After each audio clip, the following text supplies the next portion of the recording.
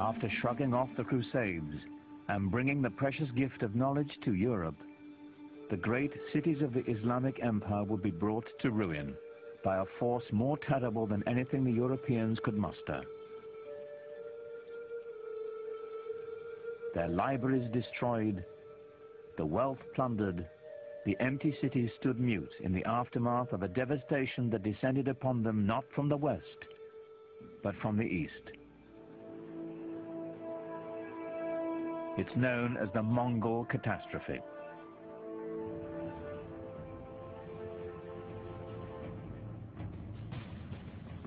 The Mongols were Turco-Mongolian nomads from the steppes of Central Asia. In the 13th century, they rampaged across much of Eurasia between the Ukraine and China. It wasn't long before they entered Islamic Persia.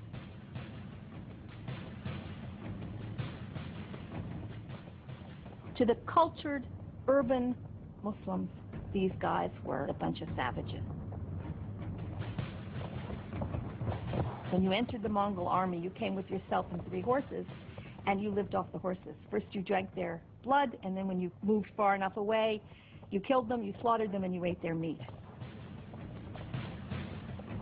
And that's why they could go so far and survive so long. Terror was the Mongols' principal tactic. One of the local Iranian leaders foolishly decides to kill off the emissary that the Mongols have sent. And in doing that, he evokes the anger of the Mongols, who want to use him as an example. And they use this retaliatory technique often of killing off entire towns, wiping them out as examples. And so they build these fantastic towers of skulls where they pile up all the dead bodies as an example, and then all the other towns around immediately give way.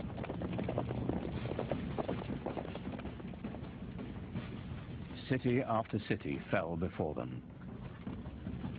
It was only a matter of time before they reached the center of Islamic power.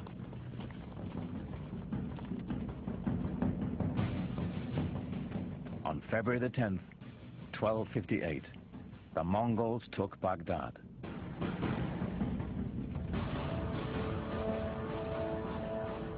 According to the Arab chroniclers, the Mongols put Baghdad to the torch and killed 10,000 inhabitants.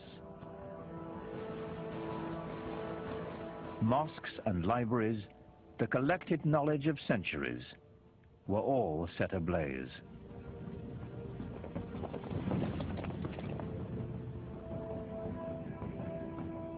Within less than 50 years, the Mongols seized the heart of the Islamic Empire from the Arabs.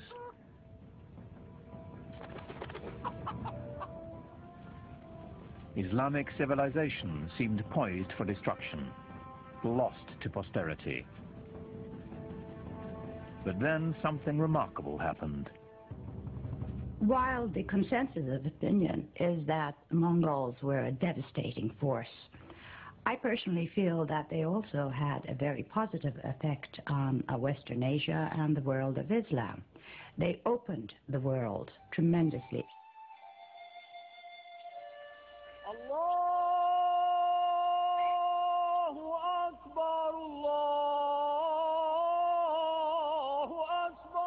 And historically, the most significant thing about the Mongols for us would be that they became Muslims, most of them, in the end, converted to Islam, and then became, after being these tremendously destructive forces, some of the greatest patrons of the arts and letters in all of Islamic history.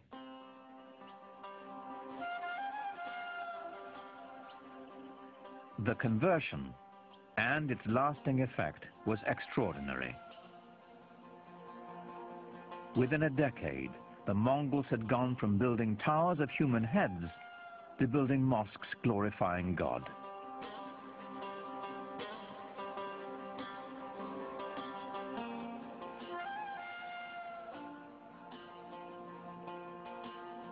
It is not surprising to me that the land conquered the conquerors.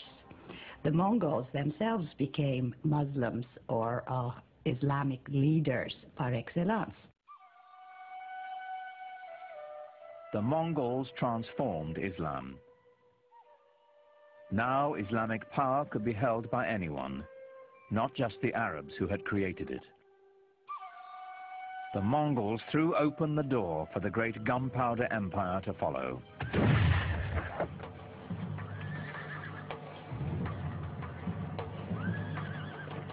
The empire of the Ottoman Turks.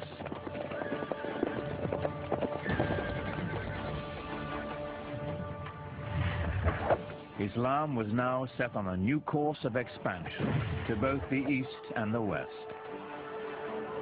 marching to the beat of Turkish drums.